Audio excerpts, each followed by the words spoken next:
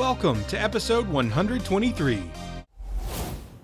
Are you ready for the adventure of a lifetime? No matter your destination, the travel specialists at 3D Travel Company are there to help. Just head on over to my website, www.whodidthatvoice.co, and click the Book Now button on the left-hand side to get your free quote today. Welcome to Who Did That Voice, the show where we take an in-depth look at voiceover. And now, here's your host, Trenton Larkin. Hello everyone and welcome back to the show. Today's special guest is the voice of Timothy Mouse from the Dumbo ride, and he's the voice of Scuttle from Ariel's Undersea adventure. Now, for some reason in this episode, I kept calling it Ariel's Grotto. That is a meet and greet for the Little Mermaid, so I apologize for misspeaking the name during the interview, but I hope you guys enjoy these clips. The first clip is going to be of Timothy Mouse. It's actually our special guest doing it at a Comic-Con live. I couldn't find any raw audio of just the character itself and music playing, so I used that clip. And then the other one is actually a clip from the Ariel's Undersea Adventure ride, so I hope you guys enjoy. Hi there, it's your friend Timothy Mouse. As you know, Dumbo is a real high flyer. So as to make your flight a safe one, mind your step as you climb aboard, and then be sure to stay seated with your seat. Ladies and gentlemen, Boys and girls, welcome to Who Did That Voice? in just a moment, the show will begin. So please, sit back, relax, and enjoy the show. Hello everyone and welcome to another episode of Who Did That Voice. Today on the show, I am super excited to be bringing you an interview with Chris Edgerly. Chris, thank you so much for joining me on the show today. Oh, my pleasure. Thanks for having me. Hey, it is my honor. I'm super glad we were able to carve out a little bit of time to get to chat. It's super exciting to talk with you today because there's some really cool things we're going to discuss. You know, the very first thing we like to do though, Chris, is get to know our guest on a more personal level. So tell me about little Chris, the boy who grew into the man he is today, and how did he become an actor? I think it's probably a fairly common story. I was a bit of a cut-up. I discovered early on that I could do different voices, and I used to amuse my brothers with them, and then with friends and strangers I would meet, and then you become sort of the class cut-up, and it just naturally evolved. Although I was to the point where, you know, other kids were doing school plays and things like that in high school. I never did any of that. I wasn't quite, either I wasn't interested enough or maybe not quite confident enough to try it. Yeah. But by the time I was in college, I had friends tell me, you know, you ought to give this a shot. And so I started doing stand-up in college. And I was bringing all these different voices onto the stage with me. And I found that I got some pretty good crowd reactions from that. And basically that turned into a 10-year career as a traveling, touring stand-up comic. And all the while I had moved to Orlando, Florida by that time. I grew up in Savannah, Georgia. And out of Orlando, I'd started to do a little bit of acting work, and I'd wanted to do more voice acting. And there was some available there. And this was in the 90s. Okay. And finally, I would say it was around 97, I got cast to do the Spider-Man voice in the Spider-Man ride at Universal's Islands of Adventure. And I did that and Jonah Jameson for that ride. And it took 2 years to get all that recorded. And in that 2 years, I moved to LA as a comic who wanted to get voiceover going, but I didn't know how to find an agent. And it took me until 2000 to finally get an agent. And Wow. So, yeah, I know. That's crazy. A lot of it was because well, it might have taken less time had I really knuckled down and looked, but I was so busy touring that I wasn't in town enough to really apply myself. And funny enough, it was people at Universal Studios that had been working with me on theme park rides that got me the meeting with Pat Brady, she was at a smaller agency, still a pretty good size one, but she is still my agent at CESD Talent, where I am now, along with many other agents. And she basically helped pluck me. She plucked me out of obscurity to a degree and got me started in voice acting in Los Angeles in the biggest market there is. So there's, most people can probably trace how they got to the present day from their childhood, career-wise, in just a couple of moves, and I can do the same. There was the decision to try stand-up in college, the decision to move to Orlando and start doing a little bit of work there, the theme park rides that carried over to L.A., and that meeting they got me with the agent I have now. So it bounces around a bit, but it's not all that complicated. If you apply yourself and keep your options open, things happen. Well, I think that's fantastic, Chris. I really appreciate you diving into your background and into your childhood and acting and how it all kind of came to be. You know, I hear Pat Brady's name so many different times. She has definitely been a woman that has left a huge impact on the voiceover community specifically, you know, and her husband, of course, being in the voiceover world himself. But there's just been countless people. Bob. Yeah, Bob, you know, I've had countless people on my show who have talked about Pat, and she is just a woman who's touched a lot of lives and really impacts people that, whether they know it or not, the people that they've been casted, the people that have been casted, she's had a huge role in playing, you know, into these characters that have become childhood favorites and classical, you know, voiceover actors that people remember for all time. So she's a woman who really knows what she's doing. And it's pretty exciting to hear a little bit more about her today.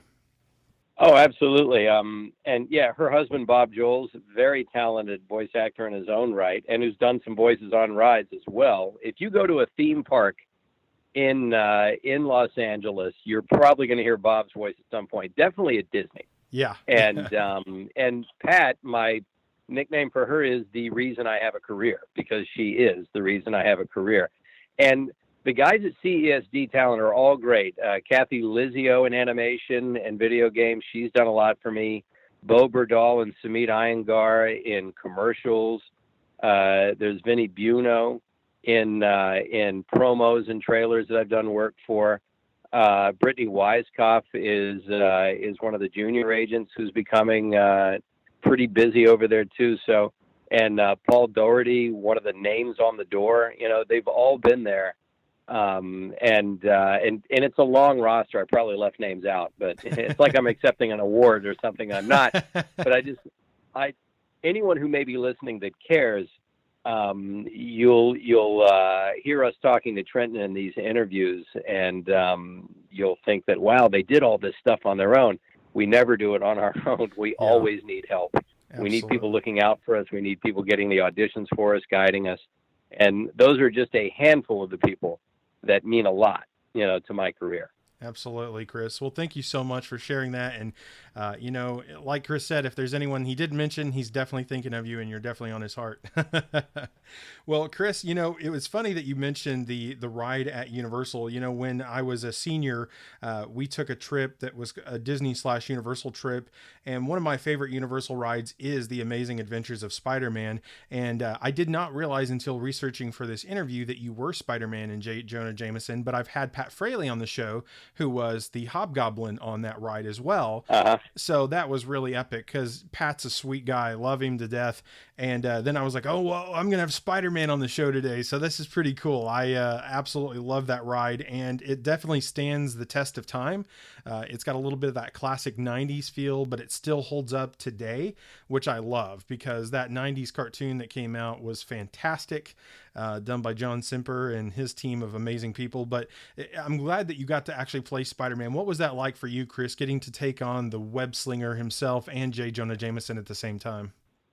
Oh, it was great. I mean, it was all happenstance because here I was in Orlando, and I carved out a little bit of a career there. There was some work there at the time.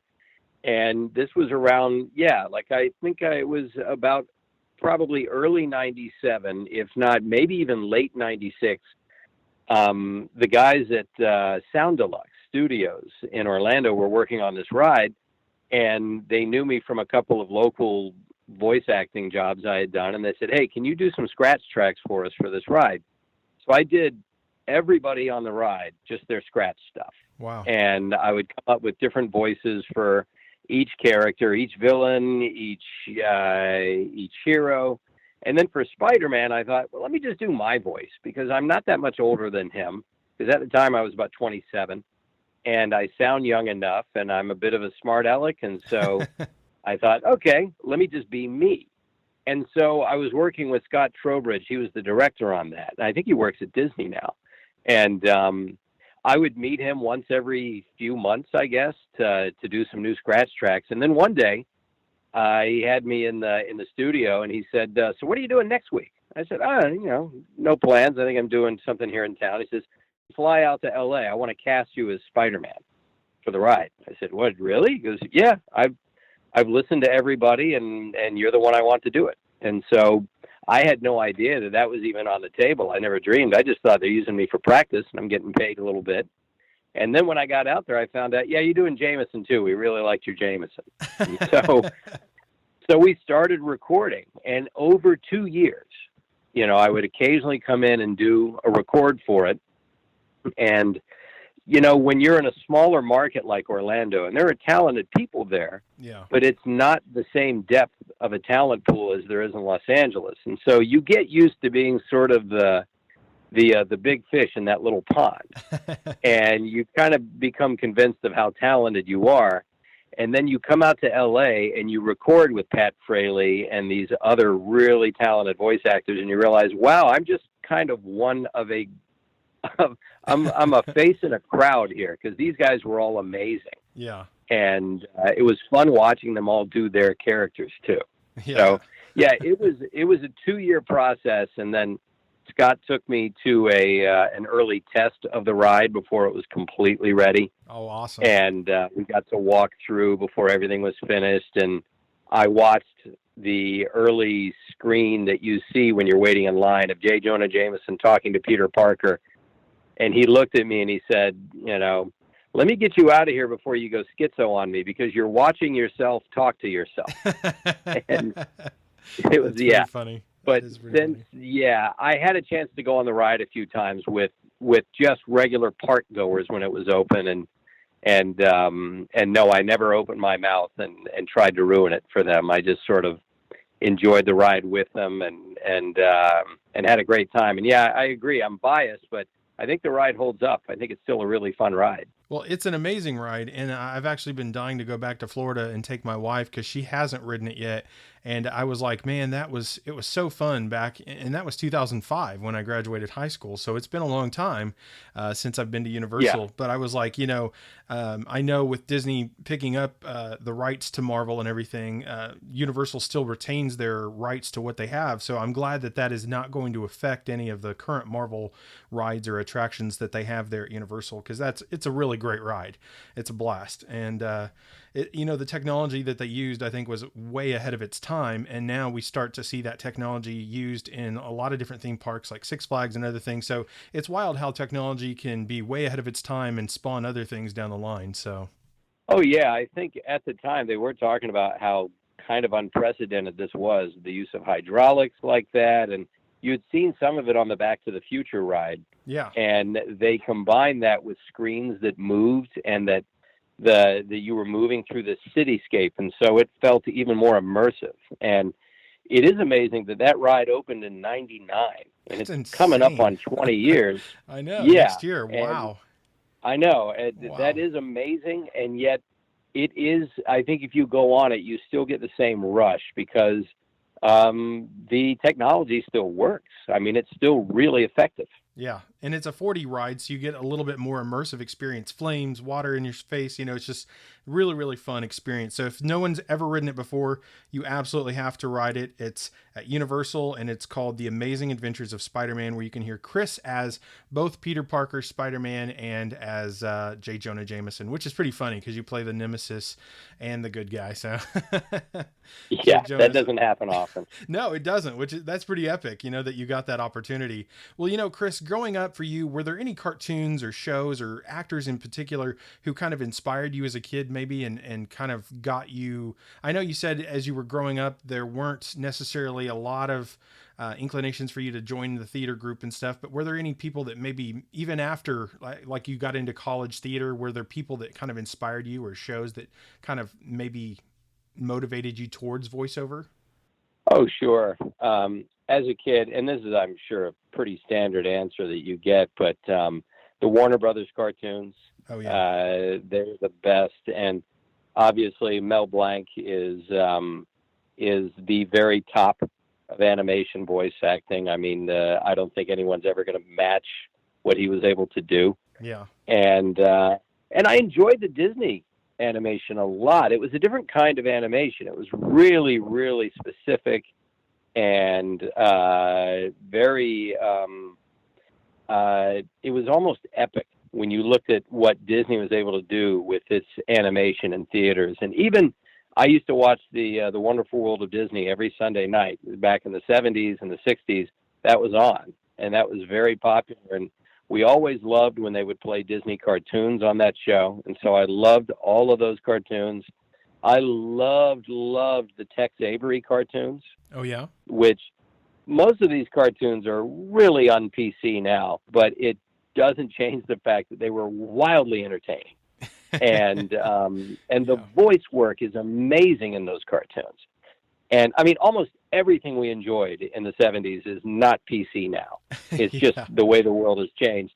But it doesn't change the fact that they were so well done. And as far as movies go, I'm a big Peter Sellers fan. The guy was in an uncanny mimic, and that's something I gravitated towards.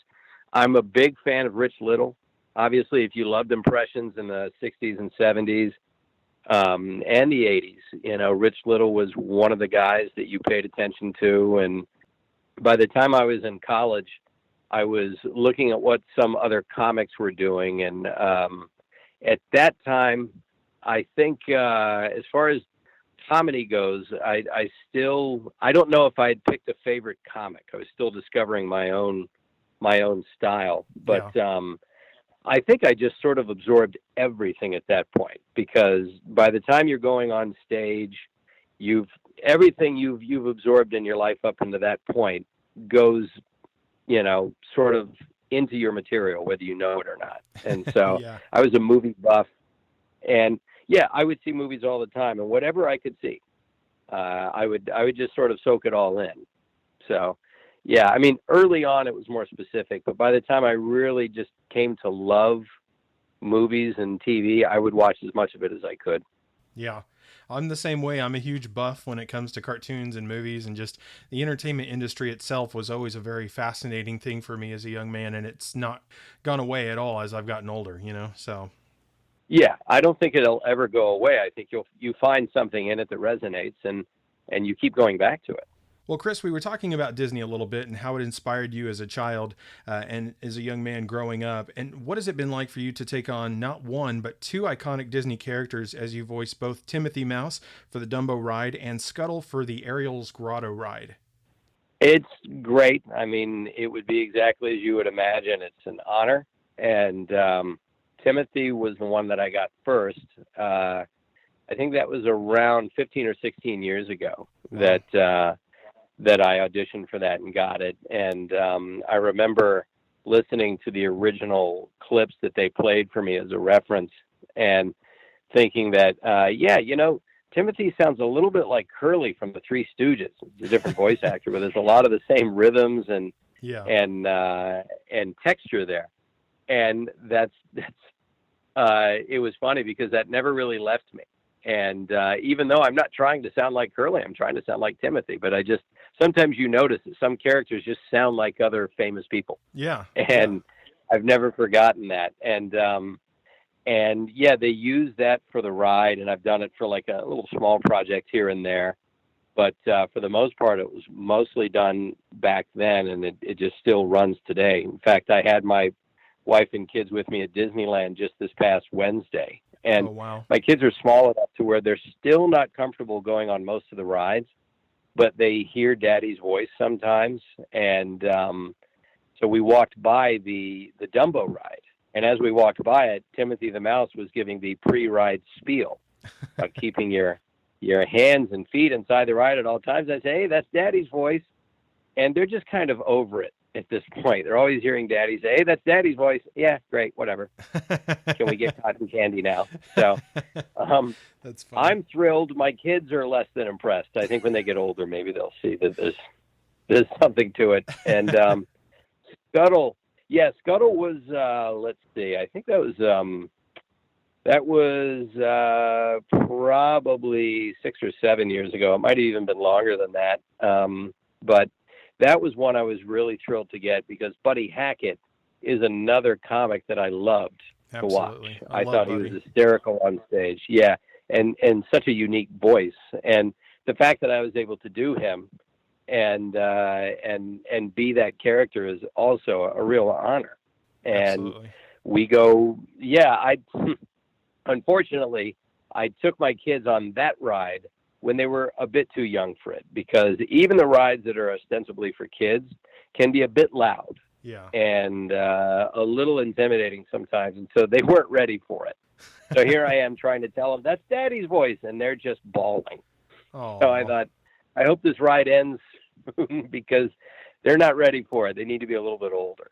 Yeah. But I think a lot of voice actors begin to take a renewed interest in some of the work they've done when they have children, because their kids are going to experience it, and they're going to see firsthand how it can impact people, the way that they were impacted themselves as kids. And so one day my dream is that my kids will be old enough to go on the rides that I've done, to really appreciate not just what I did, but the work that other people put into that. You know, I want them to know there's about 100 or more people that worked on this ride, and Daddy was one of them. Yeah. And Daddy's the one you might remember, but this piece of machinery had to be built, and that animation had to be done, and this music had to be scored. So it's easy to make it about you, but then you remember there's a lot of other people made this happen. And I want them to learn that. Absolutely. Well, the Ariel Grotto ride was amazing. We actually rode that on our honeymoon there at Disney, and it was absolutely a blast. It's such a great ride, and it's just really cool to get to talk with you today, Chris, because, you know, it makes things more realistic for me when I've ridden them or am going to ride them again, or, you know, watch them or play those video games. Whenever I know the voice actor behind the voices of things that I'm into, it just makes it that much more magical and special. Well, great. I'm glad. Absolutely.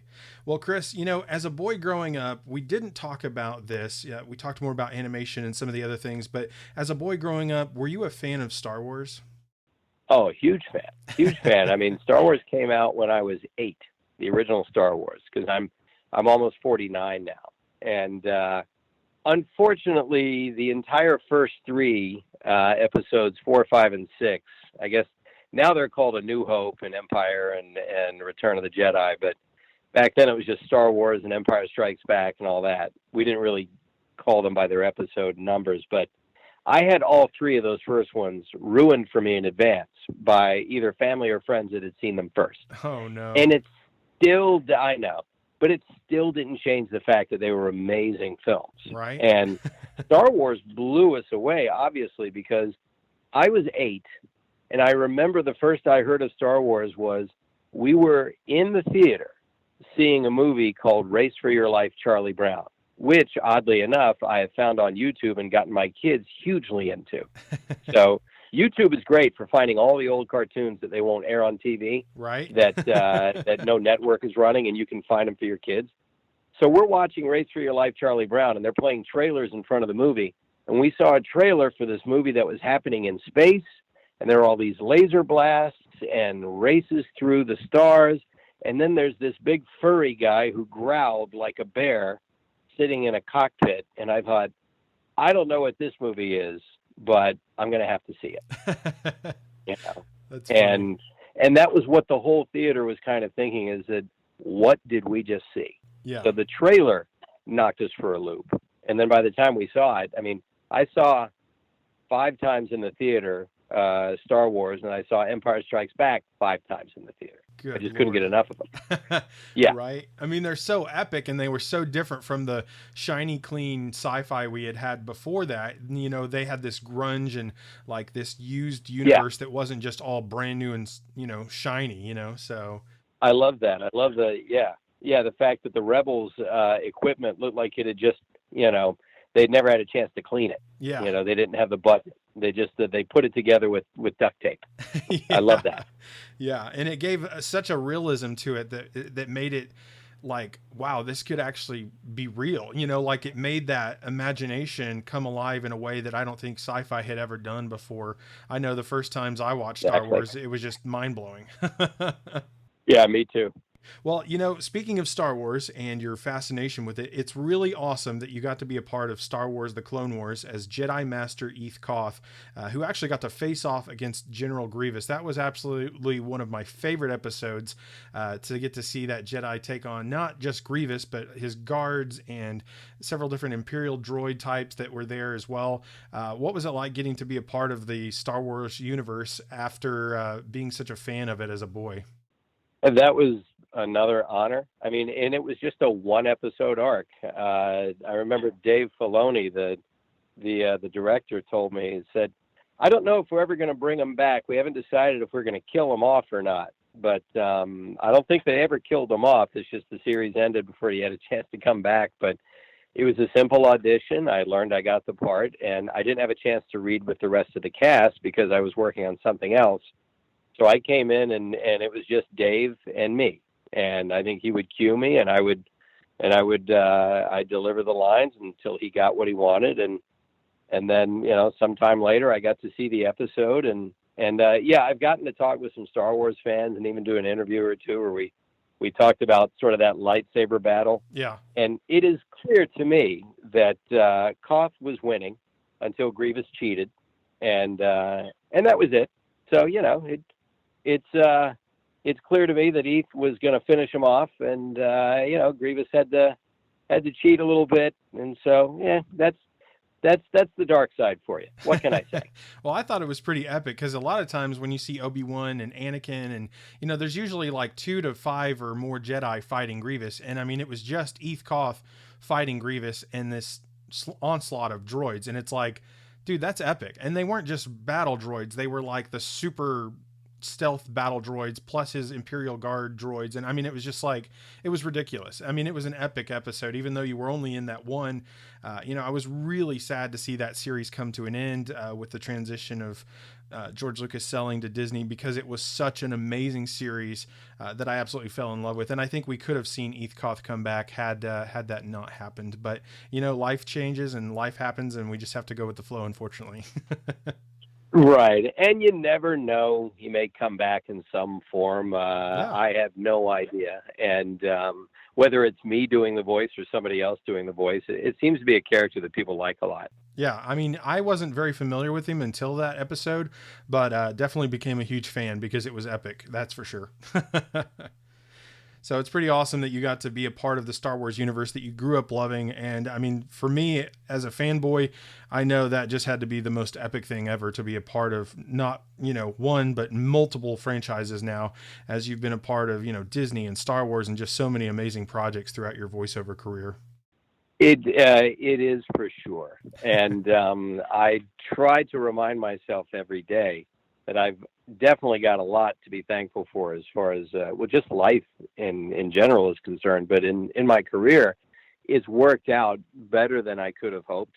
And I continue to work and stay busy. I'm very thankful for that. And yeah, it's something that one day when my career winds down, I'll be able to look back and say, yeah, I feel like I achieved just about everything I could have hoped for. And so, yeah, to be in the midst of it and have an appreciation for what I've been able to enjoy is very important to me. Absolutely. Well, you've done a lot of voice match with characters like, Scuttle, who was done originally by Buddy Hackett, and Timothy the Mouse. And I'm trying to think, even like Yondu from Disney's Infinity 2.0, when they had the character come out. What has it been like for you to voice match so many different characters, and has voice match always kind of been more of your specialty in the voiceover industry?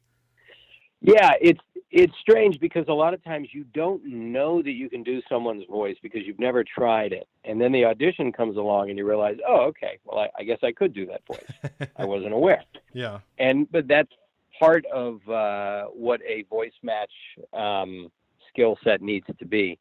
The ability to be given something you haven't seen before and adapt on the fly. Yeah. And just figure out, okay, what can I change about my voice? How can I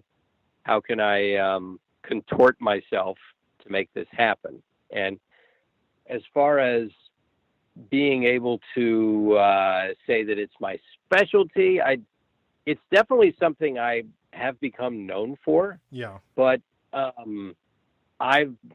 funny enough, I've done probably more commercials than anything else. I mean, I've done about 100 video games, but I think I've done more commercials than that. Oh, but wow. You'll never know. Yeah. Because you tend not to stand out in a commercial. That's the whole point. You're there to serve the company, the product as it is. And in video games, there's so much else going on. A lot of times people won't be aware that it's you.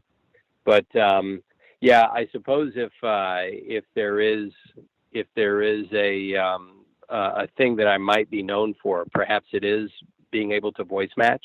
Yeah. But typically, it's a small part of my overall CV. Just because of the amount of things that come along, that people tend not to know about is kind of staggering. That the number of things I audition for on a daily basis tend to be almost 2-to-1 commercials over everything else. Wow. Okay. And like you said, we just don't always know those as much, because they happen and they come and they go, and boom, you were there and we didn't know it, Yeah, that's what people will ask me. Oh, you're a voice actor. Have you done anything I would have seen? And then instead of just go down the list, I say, let's just say at some point you've heard my voice, you just didn't know it, and because if you've had the radio on for more than a couple of hours at a time, at some point over the last 15 years, you have probably heard some commercial I've done or the TV, and there are no big awards for that. There's no commercial con that you can go to. Maybe there should be, you know? Yeah. Well, Chris, before I let you go today, are there any little side projects or things that you're working on that you'd like to share with us before we go?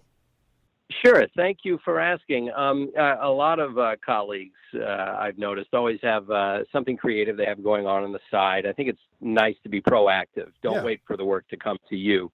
So my brother, Dave, who's a very talented animator, he and I decided we would just do some animated shorts. And we did this, for years. He'd have his computer, and for a while he lived in Florida and I lived out here, and now he lives in Texas. And I would record a voice and I'd send it to him, and he would create this animated character with a 3D program, and he'd animate that character talking to the voice I would send him. And we thought, hey, let's have a little fun with this. I said, what's the easiest thing for you to animate? And he said, something with no arms or legs, because that's the least amount of work. I said, okay. So we came up with this idea of talking glasses in a bar. And we have a little side company called Edgy Brothers. So it's Edgy Brothers Presents. And if you go to edgybrothers.com, we've created this little series of maybe 90-second long short animated clips called Happy Hour. And they're just different kinds of glasses in a bar talking to each other. I do the voices. My brother does the animation. They're fun. They're quick. They're what a friend of mine called snackable content. It's like a little snack you see. You can watch it on your phone and send it to your friends. You can see all that at edgybrothers.com. And we have not safe for work versions and safe for work versions, clean versions and not so clean. So depending on your taste, give it a look at edgybrothers.com. I love that. What was it called? Snackable what? Yeah, a friend of mine who's worked in content on for the internet said that's called snackable content. It's a minute long, and you send it to your friends. It's like eating a handful of potato chips, and then you move on with your day. I said, that's pretty much what it is. That's funny. If you want a little light, airy diversion of about a minute and a half, check it out. That's awesome. I will definitely be checking it out. And once again, what was that website so everyone knows, Chris? Sure. edgybrothers.com, edgybrothers.com, edgybrothers.com. Fantastic. Thank you so much for sharing that with us today, Chris. Well, Chris, it's been an amazing chat with you today. I have 2 final questions and we will wrap this interview up. Are you ready? Sure. All right. The first of the 2 is, what kind of advice would you give to an aspiring actor or actress who might be looking at joining this world of acting, and more specifically the niche of voiceover itself? Well, you almost answered the question with your question. If you're acting and you want to join voice acting, well, you're already halfway doing it. You need to be an actor. Even if you're just using your voice actors will tell you, technically they just use my voice in the performance, but I use my whole body when I'm voicing it. I gesture. I have to take certain breaths. I stand a certain way. For other jobs, I'll sit. And you have to learn to use your entire body as an instrument of the performance. And you have to use a skill set, which you need to build through being an actor. And so if you want to be a voice actor, be an actor first. Because, yes, you could end up getting just commercial work where maybe you're just reading legalese and you're talking about, just the technical aspects of a commercial's run, now through, June 21st, or for a limited time, enjoy this or this, offer not valid in Texas or Oklahoma, et cetera, et cetera. Yeah, there's not acting involved in that. That's a different skill set. But even commercial copy is going to ask you to affect a certain tone to your voice, to be warm and friendly, or to be cocky, or to be scared, or to be nerdy, or whatever it is. All of it involves acting. And so even if friends tell you what great voices you can do or how cool a speaking voice you have, none of that will translate to the work environment unless you have an acting skill set to draw upon, because you're going to have to be able to take direction. You're going to have to be able to sometimes work when you've got a little bit of a cold, and you have to work around limitations. Yeah. And you have to actually just get out into the world and live, because the more you live, the more you experience, the better an actor you become, because you have more experience to draw upon. So it's, as a friend of mine, another very successful voice actor once said, people hear voice actor and they think, oh, that's just talking. I do that already. How hard could it be? Yeah. Like, well, talking is not hard at all, but acting takes work. And so I would just say, take acting classes, get into live theater, perform in front of an audience, do stand-up if you're so inclined.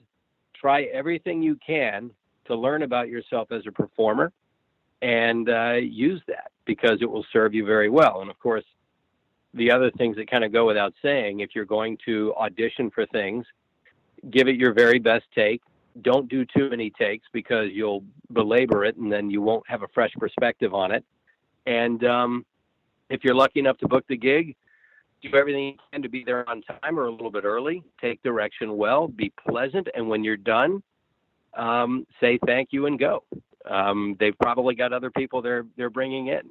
And, I've at some point or another broken every one of those rules, but every time you break one of those rules, you're not being a complete professional. And so we're all only human, but for the most part, I stick to those rules as much as humanly possible. Get there early or on time. Be friendly, be easy to work with, take direction well, and when you're done, say thank you and go about the rest of your day and pat yourself on the back, because it's a hard business.